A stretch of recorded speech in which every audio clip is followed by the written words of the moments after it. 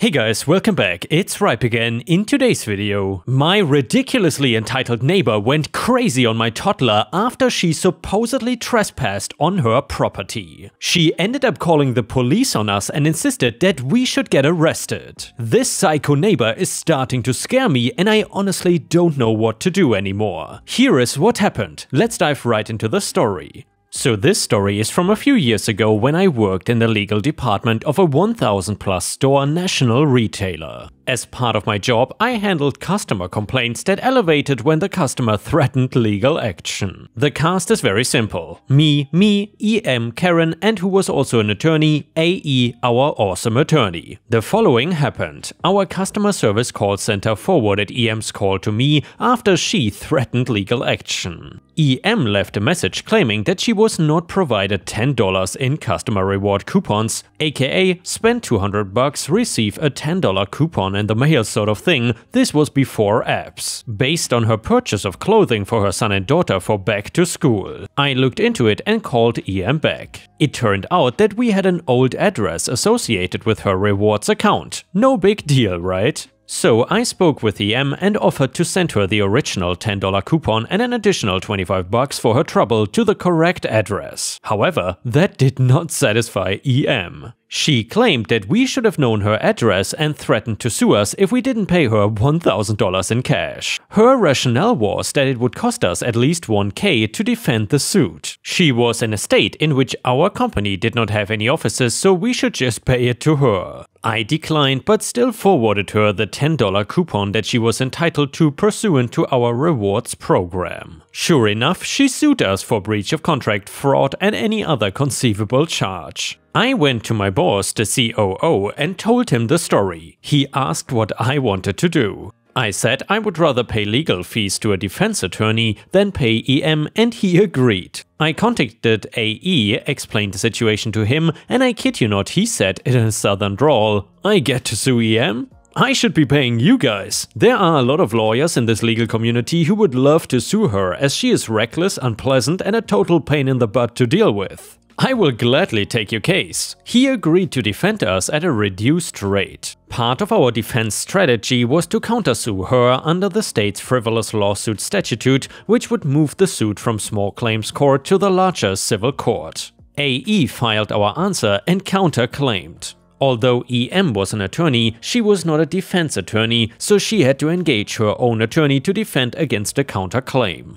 After a couple of hearings, she offered to settle for no more money exchanged. She did not even get the extra $25 coupon I offered her and the dismissal of both suits. I talked with AE about continuing our claim, but he advised it would probably be worth settling and being done with it rather than being vindictive. Although vindictive would have been fun, courts tend to not like that, so I agreed. My company finally ended up paying AE $900 in attorney fees. AE then later called and told us that the attorney EM engaged charged her $1,700 to defend the suit. Although I would have liked to continue with our suit, I think her having to pay $1,700 over a $10 coupon sent to the wrong address is sufficient justice. The next one is the title story and it is titled, "Neighbor calls HOA police on my toddler for trespassing, wants me arrested." Hello everybody, this is a story that I've been trying to tell on Reddit for a while and just figuring out the best way to go about it. There are kind of two stories going on at the same time during this, but I will just tell one at a time to make it easier to follow. The one important thing to know is that my neighbor is a horrible human being that overreacts to everything. She is the type of person to see an ant and start screaming at the top of her lungs that she needs to fumigate. I don't know if there's something wrong with her that she can only react at 100, but she honestly might be on drugs, which explains a lot. So one day I was in my backyard playing with my 3-year-old toddler. She loves to play outside, so I make sure when it is nice out to spend as much time as possible with her. It's a pretty big yard and I have a beautiful flower garden that she always wants to help water and sometimes just look at. We were playing with a ball and it rolled past her into the bushes on the edge of the property.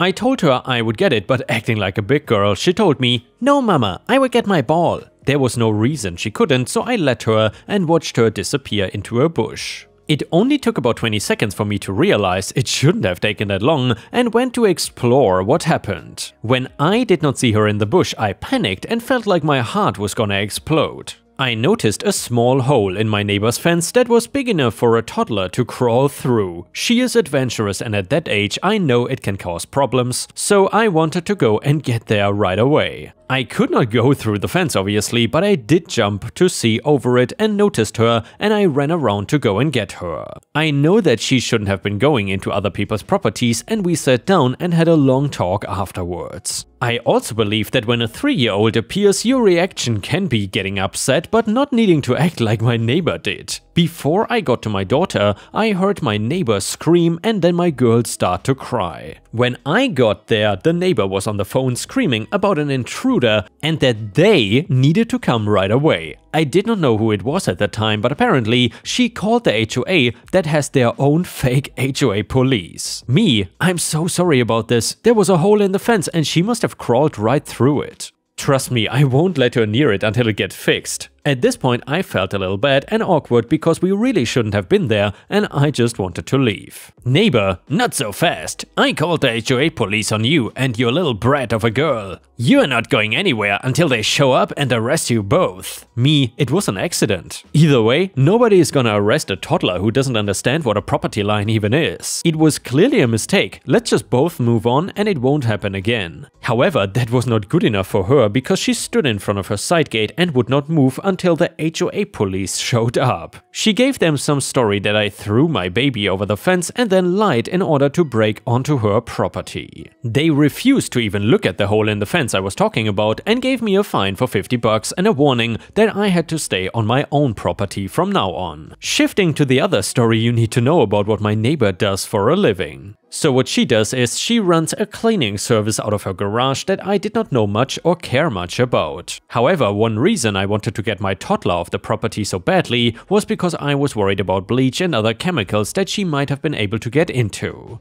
After this incident though, I was angry and wanted to get some revenge on her. I had suspected for some time that the laundry service was real, but it's also maybe a front for something else. Based on the people that would come, and some did not even bring or leave with anything visible like a bag, I'm gonna spoil the surprise right now and tell you that she was dealing drugs and using the laundry service as a front for the money. This would explain a lot of how she reacted on a normal day where people would joke that she was on drugs. It would also check out why me being on her property was such a threat to her. I wanted to get some revenge and bust what she was doing once and for all. There was just one small problem. I did not know how to do any of that. The good news is the internet exists, and I was able to contact a state agency that you can ask to do inspections of certain businesses. I called acting like I was a past customer and concerned about the conditions the neighbor was doing laundry in. I lied saying there was mold and I even saw a rat once. This got a surprise visit for her and she did not have enough time to hide the evidence before they saw the inside. There was one washer and then a table set up with various drugs. She was even cooking meth and using the smell of cleaning chemicals to try and cover it up. I'll be honest when I say I did not expect it to be that big of an operation when I called to get my revenge on her. What I assumed was she was doing laundry as her business and then selling small stuff like weed on the side, but instead almost no real laundry got done, but that was how she was claiming on her taxes that she got the money. I will take 1 second to say that I am truly shocked she did not just take it all in cash and then declare much smaller amounts to avoid paying taxes on it. Maybe she was worried about the IRS coming and investigating, which she did not want. So when the inspectors came and saw it, they called the police about what they just uncovered, while the woman told them they had to call the HOA police only. She knew those guys did not have any actual power to arrest you or charge you with anything. So the real police showed up though, and she was arrested for possession and dealing. Some of you might think that it was a harsh revenge to only 50 bucks. However, I disagree with just the point of drugs are bad and your neighbors with children should not need to deal with that. The people coming in and out of the block, not to mention to cleaning liquids she was pouring right on her garage floor to try and make it smell like she really does laundry. You can let me know if you think what I did was too harsh or if she got what she deserved in the end. And yeah, Ripe Stars, let us know in the comments whether you think OP was the a-hole here or not. In my opinion, obviously, OP was not the a-hole, because I also would not want any neighbors in my neighborhood that would cook or sell drugs. Either way, if you have watched until here, please don't forget to like the video and maybe even subscribe to the channel if you haven't already. Thank you so much in advance. The next one is titled Mother-in-Law Petty Revenge. So both my mother and father-in-law express their antiquated views on societal gender roles every time they see me and my husband. Women are supposed to do X, men should do Y, blah blah blah. Fast forward to this Christmas. We moved into a new house and sent Christmas cards with our new address. We hosted the in-laws, and upon arriving to our new house this year, the first thing my mother-in-law says to me is, "I noticed you put your name first instead of husband's name. The husband's name should always go first." I laughed and brushed it off because she has brought this up several times before. To prepare, I actually wrote my husband's name first on the Christmas gift label so I would not have to hear her complaints. But to be petty, I discreetly went upstairs and put new labels on all their gifts with my name first so she would be irritated with every gift she opens. Not that elaborate of a story, but those that have to deal with annoying in-laws and family members around the holidays will hopefully understand. And the next one is titled Worst Cashier Ever, right? So I worked as a grocery store cashier in the early 90s. Most of my difficult customers were simply confused senior citizens in Florida, but one heck of a Karen sticks out in my memory. Also one roid rager, but another day for him. So we were down the street from a sports center where a number of pros trained. They shopped with no issue until one got himself into big tabloid trouble. This guy was always great, but the paparazzi were not. While he was shopping, my coworker came back from her smoke break to report the paparazzi outside. The paparazzi got frisky and came in. That was strictly against company policy, but the paparazzi was an a-hole about it. He wound up screaming assault when our manager would not let him further in the store. I headed back to give the athlete a heads up. Offered to let him leave out of the bag. He handed over 2 20s and said to keep the change. I went shopping for duplicates of his stuff so I could ring it up and not mess up the inventory. Also, I had no idea how else to handle getting the money into the store coffers without my register coming up way over. Bad metrics. When I finished ringing it up, a Karen appeared out of thin air. She wanted to know what I was doing. So I explained. She saw me put the money in the register and make change. I was legit not sure what to do with it. I could not take tips, only beggars. However, my manager was still arguing with the pup and waiting for the cops. I set it to the side and turned to Karen to figure out what she wanted as her stuff was not on the belt. Karen wanted to know what I was gonna do with that money and why it was not secured in the register. Was I stealing it? So I explained to her. She demands, "Give it to me." I was at no on that.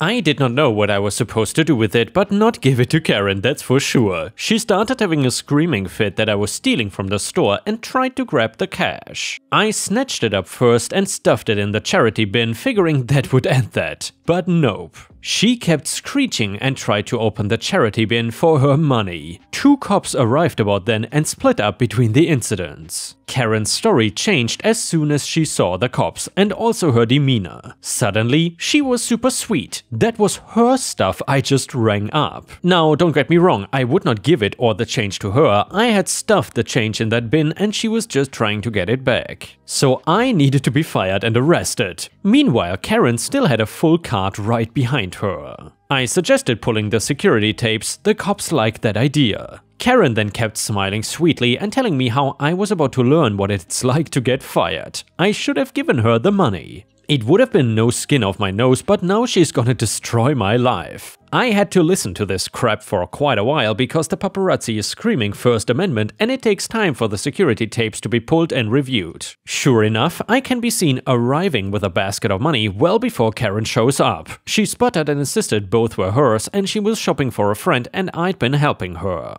They then pulled more tapes. I was never anywhere near Karen while she was shopping. The cops looked to my manager. Does he want her arrested or escorted out? Our national never liked to approve bans from the store without arrests, so it was arrest. Karen flipped out, screaming that she had never touched the money or the stuff and that she will sue us. Karen and the paparazzi left in handcuffs. They got to share the back of a police car. I think they deserved each other. I don't know what charges, if any, stuck for either of them. Security footage and statements were taken. At least it completely ruined both of their days. And also, we had their cars towed. And the next one is titled, Was My Wife Entitled? My wife, my mom and I have a huge point of contention when it comes to visits. We live about a 7-hour plane ride away from my mom and there has not been a single visit in 5 years. My mom and my wife never had a great relationship. It was not too terrible, but just very different people and they get on each other's nerves, so my wife does not want her to stay in the house. It makes me sad, but my wife feels the home needs to be a sanctuary and no one who upsets her should be allowed to stay in her sanctuary, and I chose to support that. Her ideal visit would be my mom staying at a hotel and having designated visiting times. My mom says we can make our rules, but we cannot seriously expect her to put her time and effort into traveling to stay at a hotel. I also understand that train of thought. My wife, however, thinks that my mom owes it to our kids to make the effort. My mom says my wife is selfish for expecting her to sacrifice her time, effort and peace of mind just to be treated like a burden. I've told my wife to leave it alone. I called my mom recently to talk about this and my wife came over and began making digs about how the kids don't recognize my mom and were asking if I actually have parents. My mom said my wife needed to leave the conversation or she was gonna hang up. My wife said it's so sad that my mom won't just come and see her grandkids because she feels entitled to stay in our house. I just snapped and told my wife that she needs to stop acting entitled to my mom's time and energy and the money it would take to visit and that she is the entitled one. My mother began laughing and my wife looked devastated. I quickly hung up and tried to talk it out with my wife, but she was furious and said that I broke a cardinal rule of marriage by calling her out in front of my mom. I do get that, but I've given her my opinion in private so many times. Comment number 1, not the a-hole for speaking the truth to your wife, but everyone sucks here for not visiting each other in 5 years. You do realize that you can travel too, right? Comment number 2, not the a-hole, your wife is a nag and has definite entitlement issues. Also, if she is so embarrassed by having her actions called out in public, not really its family, then maybe she should stop doing such heinous crap that she cannot stand for it. And Ripestories, I'm not really sure if I agree with Reddit in this case, maybe I misunderstand the story or something, but from what I've understood, OP's wife and his mom simply don't get along with each other, and the wife does not really seem to like people visiting their home, so she insists on OP's mother simply staying in a hotel when she is visiting. We don't really know the scope of the relationship between the wife and the mom. Maybe they really don't get along with each other, so in that case I would almost say that OP is the a-hole for not having his wife's back. However, if it's true that there's no real serious problems between the wife and the mom and it's really just about entitlement, then it's true, then OP is not the a-hole. I would say everyone potentially sucks here, but we simply need more context. Daughter Alicia is the most beautiful and lively person I have ever known, and she has Down syndrome. I proudly say that she does not let it slow her down or inhibit her in any way in life. But as she became a teen, she started to have anxieties and insecurities that she never had before, so I enrolled her in a wildlife rehabilitation program for kids with disabilities. She thrived there, and the people who run the program are truly amazing individuals. I could not have asked for a better recreational activity for Alicia to be in. There is even a sister program that lets the kids ride horses and help assist the veterinarians with other tasks. Then one day a rare opportunity came up. Alicia had been going there for about 6 months and one of the vets and her had really bonded. Dr. Brooks, who worked at the zoo as well, brought in a baby kangaroo one day, saying that she needed someone who was willing to foster him. His mother had died and he would require feedings every few hours and lots of care. Dr. Brooks chose Alicia and our family to take care of this little marsupial. He was a red kangaroo that would one day grow to be very big and dangerous, but for now he was a precious little thing that needed a mother. Alicia was so excited and it just lit me up inside to see how happy she was. The first week with the kangaroo, which we named Jonathan, Johnny, was an interesting, somewhat stressful yet wonderful experience. He and Alicia seemed to bond immediately. We had him out in the yard and a few neighbors that had kids my daughter's age came over and saw him. I have an older daughter named Samantha who is incredible on the piano, varsity basketball player and honor roll student. She has lots of friends that decided to come by and see the adorable kangaroo, so we had some traffic that may have drawn some attention to us from the HOA. It only took 2 weeks before we got our first warning letter. It said that Jonathan was not a house pet and therefore we needed to remove him from our property. They also labeled kangaroos as dangerous animals in the letter, which I may agree with if we were in the outback and came across a wild full-grown male, but little Johnny? He barely weighs 10 pounds and has to be bottle fed every 2 hours. He is not dangerous to anyone.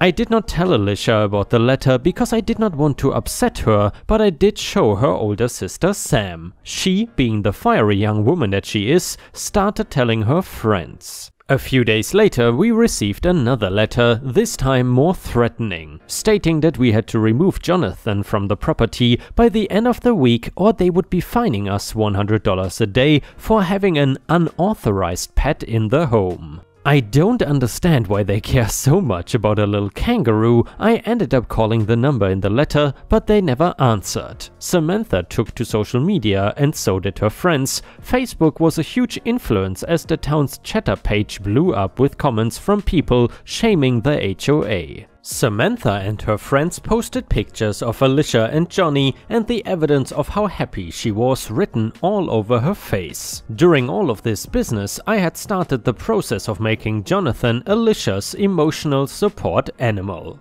I know that we will only have him for a short time, but the certificate would be a nice remembrance for her, plus it might make the HOA back off if I have ESA advocates in my corner. Alicia realized there was something going on and started asking us questions. She was worried and wanted to be involved. Johnny is her responsibility after all. I encouraged her not to be concerned and to only worry about taking care of her kangaroo. It did not take long at all before the social media influence that Samantha and her friends developed with Johnny and Alicia was taking the town and nearby cities by storm. The story had reached out to thousands of people and the HOA was in the spotlight. And not in a good way. There was very little support for the HOA and it was clear that there were going to be a lot of negative comments and attention directed towards them. We went several days without any word from the Homeowners Association and then we finally received a phone call. It was a woman who introduced herself as Lisa, the lead of the HOA. Interesting that she chose to finally give me a ring after they basically got reamed on social media. Lisa seems nice and cordial enough though. After the niceties she tells me that she saw the posts about the HOA trying to get rid of Johnny. I tell her that everything in the posts was true and that she needs to be rethinking the way she treats disabled individuals. I tell her about Alicia and how Johnny and her have bonded and how he has been a great thing for her. Lisa goes on to say that the reason that they were asking us to find somewhere else for him is because she does not feel like he is an appropriate animal to have in the suburbs. I then explained that he is only a baby and that we are only fostering him temporarily. Lisa's tone had changed to a somewhat short one, saying that she does not believe in having wild animals in quiet family neighborhoods. So I asked, tired of the conversation, "Are you going to let us keep him?" That is when Alicia pops up next to me. I'm not sure when she got there, but she seemed adamant that she talked on the phone. I let her take my phone and Alicia starts talking. I don't think she gave Lisa much room to speak after she introduced herself. Words began pouring out of my daughter, not angry words but happy ones. She said to the surely surprised HOA leader that she was so happy that she has been able to take care of her kangaroo, that Johnny was silly and snuggly and that she loved him. She said thank you for letting us keep her sweet kangaroo. I guess she misunderstood when I asked Lisa if we could keep him and thought that she heard her say yes. I'm not sure, but either way, Alicia's excitement and words seemed to have swayed Lisa. By the time that I took the phone back from Alicia, Lisa was chuckling on the other end. She said, okay, I will let him stay, but only if you promise me that you are going to send him away before he is the size of a grown man. We both laugh and agree to the terms. Lisa turned out to be a great person and publicly apologized for everything, saying that she misunderstood the situation and no longer wanted to evict little Jonathan. She even came over with the other board members to meet him and see what all the fuss was about in the first place. We shared some wine and snacks and had good conversations. A few months later, Johnny went to the zoo and made some kangaroo friends. Alicia is allowed to go and see him sometimes when Dr. Brooks is there. Lisa even has a daughter that is a little younger than mine, and they have gotten along great. They come over on occasion and we enjoy each other's company. I'll admit that my HOA is not as toxic as others. I'm pretty lucky that I have a good friend and understanding board leader. And yeah, Ripe Stars, I honestly did not expect this to turn out the way it did. However, I'm happy for little Johnny and Alicia that they did not have any issues with the HOA after all. And I have to admit, the whole topic of emotional support animals in the United States is very interesting, especially the one time I have seen an emotional support alligator on YouTube. At first you would think it is fake or something, but it was absolutely real.